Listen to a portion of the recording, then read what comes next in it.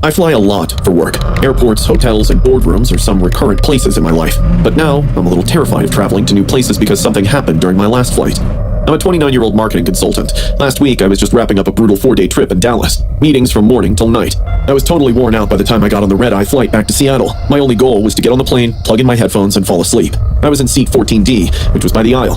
The woman in the middle spot, 14C, was already there when I got there. She was pretty, but her eyes were very big, and they looked creepy along with her pale skin. She had her hair neatly pulled back in a bun, but her smile appeared too fixed, as if she were overly aware of her surroundings.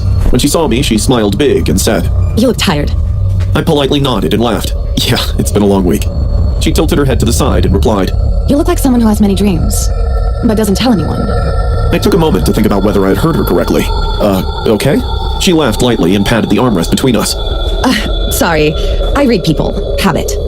That was just the start. For the first 30 minutes of the flight, she kept trying to make conversations. Asked where I was from, what I did, if I believed in fate. Normal questions on the surface, but the way she asked them made me uncomfortable.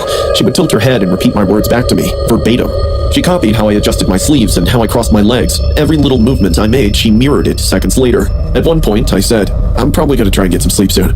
She replied, "Sleep is a funny thing. You never know who's watching you while you're out." That was enough for me. I put my headphones on and leaned back as if I were going to sleep. It was quiet for the rest of the trip. At least, that's how I felt after closing my eyes. I was damn sure that the crazy woman probably watching me, but I didn't open my eyes to find out. We landed about 1 a.m. As expected, the airport was roughly half dead. People were sleepy as they picked up their bags and walked out the door. Once I got up and grabbed my carry-on from the overhead bin, I noticed something odd. The woman who was behind me was walking out of the airport. She hadn't brought anything. She had no purse or luggage. I quickly crossed the terminal to get to the airport hotel, thinking it would be best if we don't cross path again. There's no way I wanted to face her after how she behaved in the flight.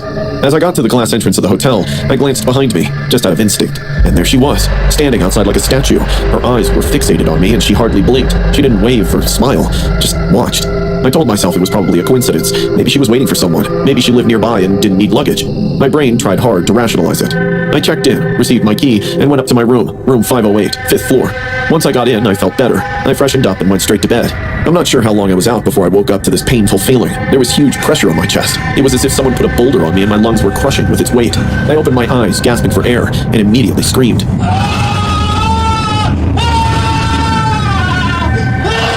The psycho woman from the flight was sitting on my chest. Her knees pressed into my sides, straddling my ribs. Her face was inches from mine. Her wide eyes looked even wider in the dark. And her smile, God, her smile.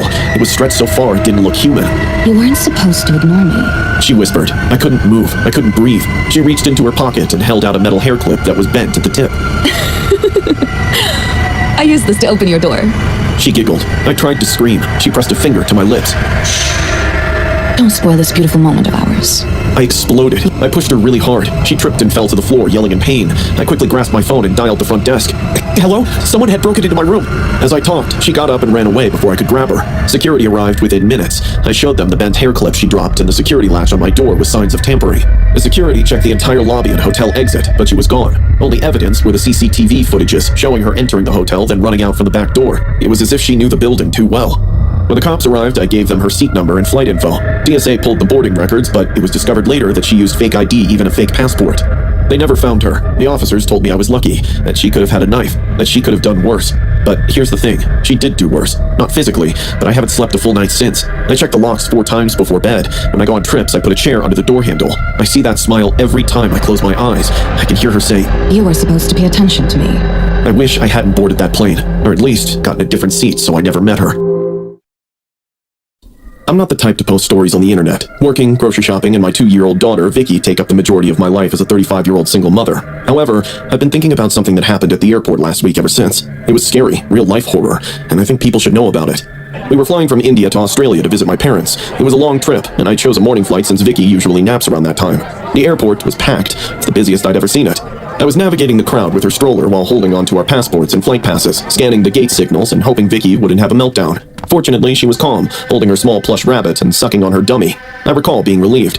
Until I became aware of something that disturbed me. A woman wearing what appeared to be high-end clothing was seated near one of the waiting places. She had the appearance of someone who had stepped out of a fashion magazine, complete with pearls, gold earrings, and large sunglasses. She was also looking at Vicky. It seemed as though she was trying to memorize her face. I dismissed it, thinking she found Vicky adorable. Her large eyes and wavy hair draw attention, so people stare a lot. However, I felt watched even after we moved to a different area. In any case, perhaps as a result of the heat and stress, I was beginning to feel a little ill. I made the hasty decision to use the restroom prior to boarding. I parked Vicky right outside the women's washroom, facing the wall, stroller locked, just for a minute. I told her, Mama will be back in a second. She nodded like always. The line inside was short. I was gone for approximately 90 seconds, but when I stepped out, the stroller was gone. For a second, I froze. You don't process something like that instantly. I looked left, right, and then ran out screaming. My baby! Where's my baby? That's when I saw her. It was the same woman I'd seen earlier. She was walking fast toward another terminal, pushing my daughter's stroller. I ran after her and screamed. Stop! That's my child! What are you doing? She turned around, calm as anything, and said, Excuse me? No, this is my daughter. You must be mistaken. My blood ran cold. Vicky was crying, reaching out for me. I tried grabbing the stroller, but she held on tight and shouted, Don't touch my child! Security showed up in seconds. I thought they'd help me. I was frantic, pointing at Vicky, trying to explain. That's my daughter! She tried to steal her! But instead of grabbing her or checking IDs, they hesitated. One of the guards looked me up and down. I was wearing a loose t-shirt, joggers, and no makeup, sweaty from running around. The woman looked rich, clean, polished, and calm. She calmly said, This woman is unstable. She came running up to me, screaming, trying to take my daughter. And just like that, the security guard started questioning me, asked me if I had any proof the child was mine. I pulled out my passport and Vicky's travel documents, but the guy was barely looking at them. The woman crossed her arms and said, Anyone could have faked that. The crowd around us wasn't helping. I heard someone mutter, Uh-oh, looks like a custody battle. And another say, The rich woman wouldn't lie. Look how calm she is. I couldn't believe it. It felt like some twisted nightmare. My daughter was crying for me, and yet I was the one being doubted. That's when I snapped. I shouted, She's not taking my baby! Call the police right now! Do a DNA test! Whatever you want! But call them now! The word police changed everything. The woman's expression shifted for a second, a flicker of panic. Then suddenly, without warning, she shoved the stroller hard toward me. It smashed into my foot. I screamed as I felt my toenail split, blood soaking through my sandal. She began to run. The guards chased her, but she was fast. She disappeared into the crowd within seconds. The police arrived a few minutes later. I showed them everything. My passport, Vicky's birth certificate, photos, and flight tickets. They believed me immediately. One of the officers took me to sit down while the other pulled up CCTV footage. They saw everything. The footage showed everything from the woman lurking near the restroom to her grabbing the stroller and walking away as if she owned it. Turns out she'd done this before. She had a record. She had been suspected of abducting children at least twice in the past, in different cities, but had successfully escaped both times. She knew how to blend in, how to act calm, and how to manipulate people's perceptions. She knew how to use class and appearance as weapons. The worst part? The cops scolded the security guard, who had doubted me and delayed action due to my appearance. Later, I heard he was fired. Apparently, this wasn't the first time he'd made assumptions based on someone's clothes or skin tone. We eventually boarded our flight. I held Vicky tight the whole way, whispering to her that everything was okay now. But the truth is, it almost wasn't. I keep thinking, what if I hadn't come out of the restroom in time? What if she walked fast enough to exit the terminal before anyone noticed? What if the crowd had sided with her completely and restrained me? It's terrifying how quick people judge. All it took was a fancy outfit and fake calmness for a stranger to nearly steal my daughter, and for others to let it happen. I'm sharing this because I want everyone to know kidnappers don't always look scary. They don't wear masks or carry weapons. Sometimes they wear perfume and pearls, and sometimes society helps them just because they look the part. They say be careful at night on lonely, deserted highways, but in reality, danger doesn't always lurk in shady places. Sometimes it takes place in areas where one feels safest. The incident that I'm going to share happened at an airport. It was early in the morning, after a red-eye flight got delayed. I had a long stop in the middle of it. It was very quiet in the airport. There were many people sleeping across rows of chairs or looking through their phones in silence with their headphones on. I chose to clean up in one of the bathrooms for women at the terminal's far end. The bathroom had several stalls for one person and was tucked between two closed gift shops. Only those in dire need or seeking solitude would choose this type of restroom. I sat in the second back stall and looked through my phone for a while, just trying to stay awake. I didn't hear anyone come in. There was no sound of the door opening. I heard not a single footstep. Nothing. However, as soon as I flushed and opened the stall door, I heard someone whisper my name. Hi, Claire. I froze. I knew that voice. My stomach dropped. He was standing by the sinks. Ryan, my ex. I hadn't seen him in over a year. I hadn't seen him since I left Texas and changed my phone number. The last time I saw him was when I lodged a police report following the threats. I relocated to a different state solely to escape his presence. He was wearing a tan coat, the same one he always wore when he wanted to look harmless. His eyes were sunken. In his left hand, he held a small bouquet of gas station roses. His right hand was shaking slightly. You never gave me a chance to explain, he said in a calm, soft voice, like nothing ever happened. I didn't say a word. I just stepped toward the door. He moved faster than I expected. In seconds, he blocked the exit. Don't make this harder than it has to be, Claire. His voice was still low, but the tone had changed, sharper now, like a warning. I said, grinding my teeth. Get out of my way, right now. I tried to shove past him. He shoved me back, not hard, but hard enough. The flowers dropped to the floor. I yelled. Help! Someone help me! That's when everything spiraled. He panicked. He reached into his coat pocket and pulled out a box cutter. At that moment, my first thought was that he was going to kill me, but he didn't come toward me. Instead, he slashed his forearm. The blade sliced clean, and blood poured instantly. I stood there in shock, frozen. I couldn't believe how far he was going just to prove his point. He looked at me with wild, watery eyes and said, "You won't forget me now." Before I could do something, he stepped forward, grabbed my wrist, and smeared his blood all over my face. He even splattered the blood on my hands, screaming, "Look what you made me do! This is all because of you!" The sticky, warm feeling followed by a metallic smell made me nauseous. I tried to pull away, but he held on tight. "You'll remember me," he kept repeating. "You'll always remember me." I fought like hell. I kicked him in the knee, shoved him hard, and ran back toward the stalls. He didn't chase me. He just stood there, laughing through tears, blood dripping from his arm and down his coat. I was screaming for help. The airport security burst in about 30 seconds later. I'd like to think someone had heard me scream. Or maybe one of the cameras outside picked up that something was wrong. Either way, I thank God they came when they did. 3 of them tackled him to the floor. The box cutter skidded across the tiles. He didn't fight back, just kept repeating, "She knows now. She knows now. She won't forget me." They called the cops and the paramedics. He was cuffed and pulled out on a stretcher. He constantly smiled at me. I could hardly speak when the police came to interrogate me. They had to hold the paper still for me to sign because my hands were shaking so badly. I waited in the restroom for another hour, reluctant to leave until my next flight. They offered to move me to a safer spot, but I wasn't able to make sense of what they said. It was all too much for me to digest. The trauma of standing helplessly while my psycho ex continued doing horrible things became my forever nightmare. I scrubbed my face for 10 minutes and could still smell the blood. I couldn't get it out of my nose. I couldn't stop seeing his face.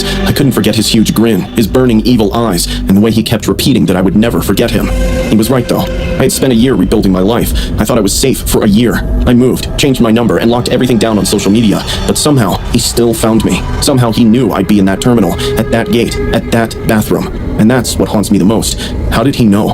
Police later said they found screen grabs of my online flight confirmation in his apartment. He'd been following me online, even under my new usernames. This continued even after I blocked every account that I could think of. For months, he had been tracking me like a hound from hell. I don't feel safe now, even though he's in jail on charges of attack and stalking. I check behind every door whenever I enter a public bathroom. I no longer fly by myself. I always have pepper spray with me, even when I'm just going to my car. I don't know when I'll be free from this trauma. I don't know if I'll ever be comfortable spending alone time in public places.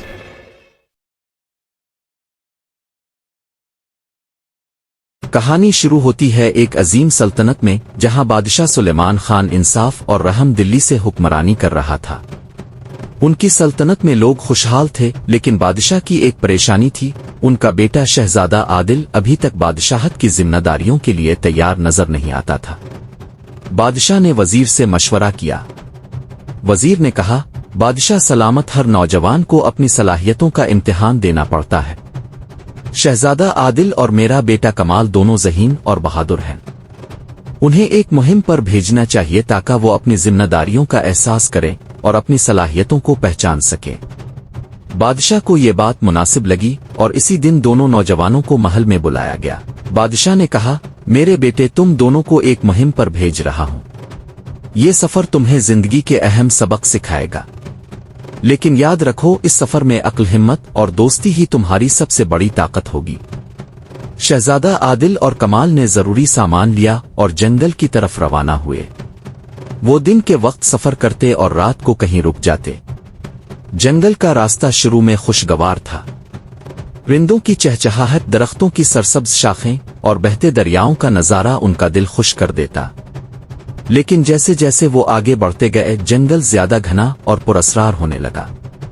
शाम के वक्त दोनों एक कदीम दरख्त के नीचे रुक गए। अचानक एक पुरअसरार आवाज गूंजी, कौन है जो इस जंगल में दाखिल होने की हिम्मत कर रहा है? दोनों नौजवान चौंक गए। दरख्त के पीछे से एक बुजुर्ग दरवेश नमूदार हुआ। उनकी आंखों में हिकमत की रोशनी थी और हाथ में एक जादुई असा था। दरवेश ने कहा, ये जंगल जादुई है, यहाँ हर कदम पर आजमाइश होगी। अगर तुम इस मुहिम को कामयाबी से मुकम्मल करना चाहते हो तो याद रखो, तुम्हें अपनी सबसे कीमती चीज कुर्बान करनी होगी। चलते चलते दोनों दोस्त एक खिली जगह पर पहुंचे जहां एक खतरनाक दरिंदा बैठा हुआ था। दरिंदे ने उन पर हमला करने की कोशिश की। आदिल ने अपनी तलवार निकाली और कमाल ने तीर कमान संभाल ली। दोनों ने मिलकर दरिंदे को शिकस्त दी। दरिंदे ने मरते वक्त कहा, ये आजमाइश सिर्फ आगाज था, आगे तुम्हें मजीद इम्तिहानों का सामना करना होगा। कुछ देर बाद वो एक खूबसूरत झील के पास पहुंचे। झील के पानी में सुनहरी चमक थी और झील के किनारे एक तख्ती लगी हुई थी जिस पर लिखा था, जो भी इस खजाने को पाना चाहे, इसे अपनी सबसे बड़ी कुर्बानी देनी होगी। आदिल ने तख्ती पड़ी और कहा, मेरी सल्तनत के लोगों की खुशहाली के लिए मैं अपनी बादशाहत कुर्बान करने को तैयार हूं। कमाल ने कहा, अपने दोस्त की खुशी और सल्तनत की भलाई के लिए मैं अपनी जिंदगी देने को तैयार हूं। ये कहते ही झेल चमकने लगी और दरवेश दोबारा नमूदार हुआ। तुम दोनों ने सच्चे दिल से कुर्बानी देने की बात की, इसलिए यह खजाना तुम्हारा है। लेकिन याद रखो, सबसे बड़ा खजाना दोस्ती और ईमानदारी है। जंगल के आखिरी हिस्से में उन्हें एक महल नजर आया। महल के दरवाजे पर एक आवाज आई, यहां सब कुछ मिल सकता है, ताकत, दौलत और शोहरत, लेकिन जो लालच करेगा वो सब कुछ खो देगा। आदिल ने कहा, हमें लालच नहीं, इल्म चाहिए ताकि हम अपनी सल्तनत को तरक्की दे सकें। कमाल ने कहा, दोस्ती और मोहब्बत ही सबसे बड़ी ताकत है, हमें कोई जादुई ताकत नहीं चाहिए। महल का दरवाजा खुला और अंदर एक जादुई किताब रखी थी। दरवेश ने कहा, यह किताब तुम्हें इल्म देगी कि अपनी सल्तनत को कैसे खुशहाल बनाना है। खजाने के साथ दोनों दोस्त वापस महल पहुंचे। बादशाह और वजीर ने फख्र से अपने बेटों का इस्तकबाल किया। बादशाह ने कहा, तुम दोनों ने साबित कर दिया कि हकीकी ताकत दौलत में नहीं बल्कि इल्म, दोस्ती और कुर्बानी में है। ये कहानी हमें सिखाती है कि जिंदगी में सबसे कीमती चीज दौलत, ताकत नहीं बल्कि दोस्ती, कुर्बानी और ईमानदारी है। जो लोग दूसरों की भलाई के लिए अपनी ख्वाहिशात कुर्बान करते हैं वही हकीकी बादशाह होते हैं। यूं शहजादा आदिल और कमाल की कहानी हमेशा के लिए एक मिसाल बन गई कि हकीकी खुशहाली मोहब्बत, इल्म और इंसानियत में है। दोस्तों, ये कहानी हमें सिखाती है कि असल ताकत दौलत में नहीं बल्कि दोस्ती, कुर्बानी और ईमानदारी में है। अगर आपको ये सबक पसंद आया तो बरा करम हमारे चैनल को सब्सक्राइब करें ताकि हम आपके लिए मजीद ऐसी मुतासिर कुन कहानियां लाते रहें। तब तक के लिए खुश रहें, सीखते रहें और जिंदगी में हमेशा दूसरों की मदद करें।